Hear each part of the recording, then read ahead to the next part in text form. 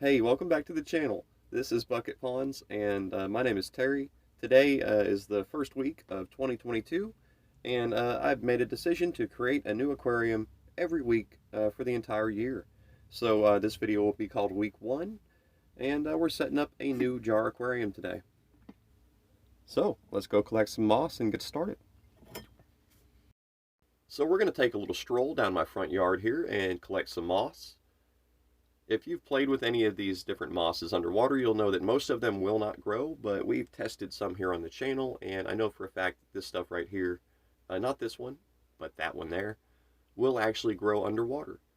I believe that it cannot rely on sexual reproduction like it does out here on the bricks, which is a form of like spores or seeds for the moss. But when placed underwater, it will grow long strands, and I think that's because it's relying on vegetative growth to spread and to start new moss plants. So we're collecting some right now. I'm going to throw it in my extra jar here, and we're going to collect quite a bit. This stuff grows slowly on land, but it grows a little faster underwater. And it's a lot like Java moss, if you have any experience with that. Java moss can grow on the dry land, but when placed underwater, it'll grow into like a long string or like a mop. And that's what we're doing with this hypno moss. It does the same thing. So here I'm setting up a very simple Wallstad style aquarium, which is basically potting soil with sand on top. I want this water to be very fertile so that we can encourage the moss to grow, and we'll be able to trim it and harvest it for use in other projects later on. So here we're just adding the moss, forming a nice layer here on top of the sand. Hopefully this moss will establish itself pretty quickly and start growing, without much of an issue. I'm also adding some lava rock to help hold everything down. And there's my turntable so we can rotate the tank and see it from all angles. But this is going to be a very nice project. And yeah, you may remember my previous video where I used a very similar jar. These are just cookie jars from the dollar store, and I really love the shape. They come with some nice lids. And yeah, very happy with this project so far. Remember to fill your tank slowly or you risk eroding your sand layer and causing a big mess. There we go, that looks great.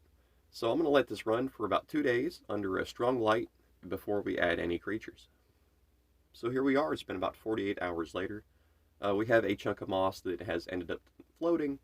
I'll probably pull that out and use it in another project later on. But yes, the tank looks great. A lot of those bubbles are from photosynthesis, but some of it's also just air pockets that were trapped among the moss when I brought it in. This stuff did grow on dry land, so some air pockets are normal, but yes, we'll do what we can to dislodge those bubbles, and the snails will help that as well. In this particular tank, I want to establish tubiflex worms, ostracods, and pond snails. Now, we might not get that particular mixture of our small creatures, but I can hope for the best and see what happens. In my previous aquarium, we ended up with quite a few paramecium and planaria in a very happy little system that we have going there. So for this tank, we want tubiflex worms, which I'm adding sediment layers from my tubiflex worm aquarium. And that's going to be a little messy, but that's okay. It'll clear up eventually, and that should come with a healthy dose of tubiflex worms. And now we're going to add some ostracods from one of my other aquariums. Ostracods, tubiflex worms, and pond snails are my main goal for this tank, so let's see if we can't get them established. It might be hard to see in this lighting, but there's quite a few ostracods in there. And this is just one of my homemade pipettes. I like to save money whenever I can and do things on a budget, so if I can make a tool, instead of just buying one, I will most certainly make it. Alright, and now we're adding our snails. Here's a nice little bladder snail with some bladderwort attached to him. We're just going to drop that right there. These snails will typically let go of your finger when you dip them in the water. And here's another, right there, a little bit larger. And I'm adding a few more. We did add some pond snails in here and some bladder snails, and whichever one happens to take over is fine. They might even, live together in harmony. Either way, here's a nice looking pond snail just cruising around.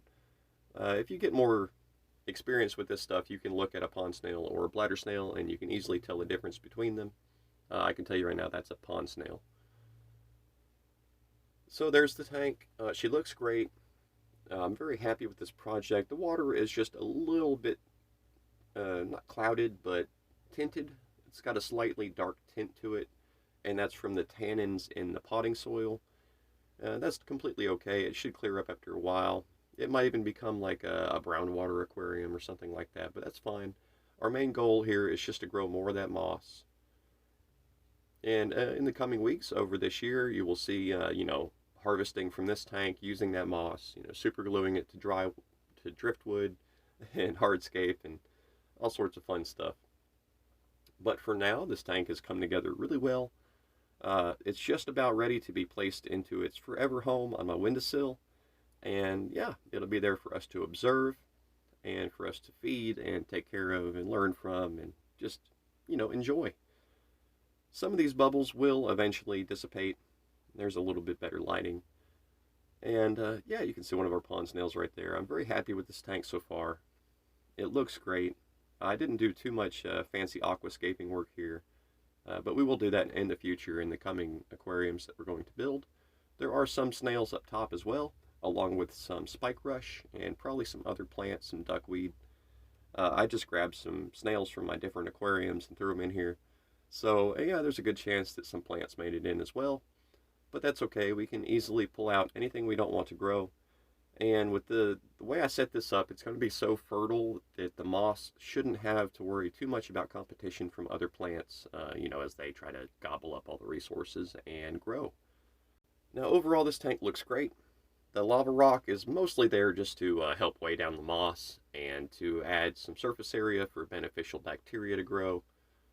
I won't be including any fish in this aquarium because it's just not large enough, and I don't think that is right. I think it's cruel to add fish to such a small tank, so I won't be doing that.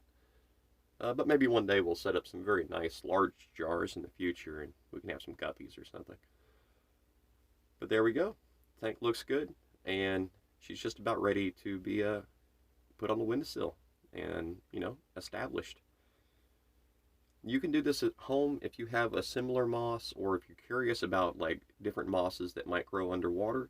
Just take some samples and try it out. You'll be surprised what might happen.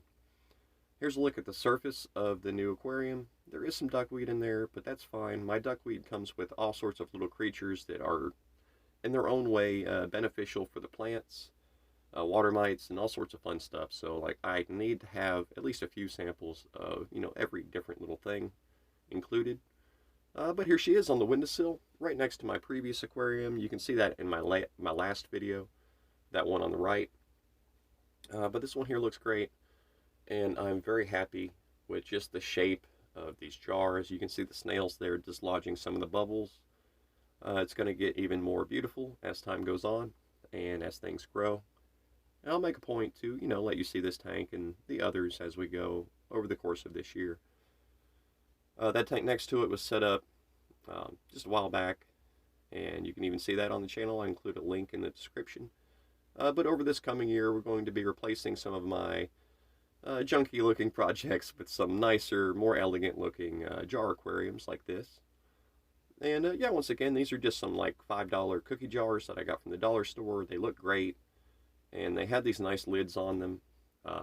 I don't like them to be airtight. These are not like true ecospheres. But the lids do help snails. It stops them from crawling out of the tank, which they do occasionally try to do. And I just vent a little bit of fresh air in there every so often.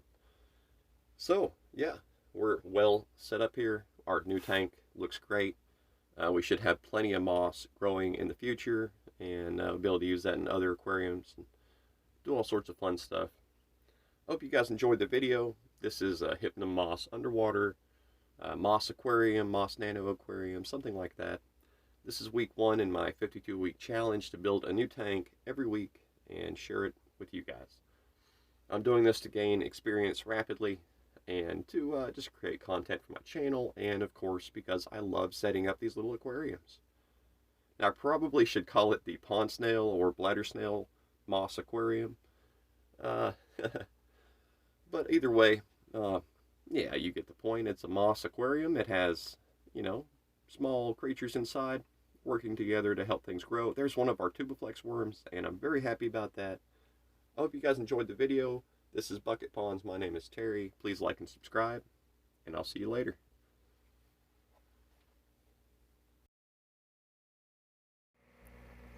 And one last look at the tank. It's been completed for about a full day now. You can see the moss is starting to spread and do its thing. We can see some bladder snails and some pond snails, and everything looks great inside. This should be a long-running project, and I look forward to showing it to you again in the future. We'll be taking moss out of here. We'll be harvesting snails and ostracods and tubiflex worms and using them in our other projects in the weeks to come. So my name's Terry, this is Bucket Ponds, and thanks for watching.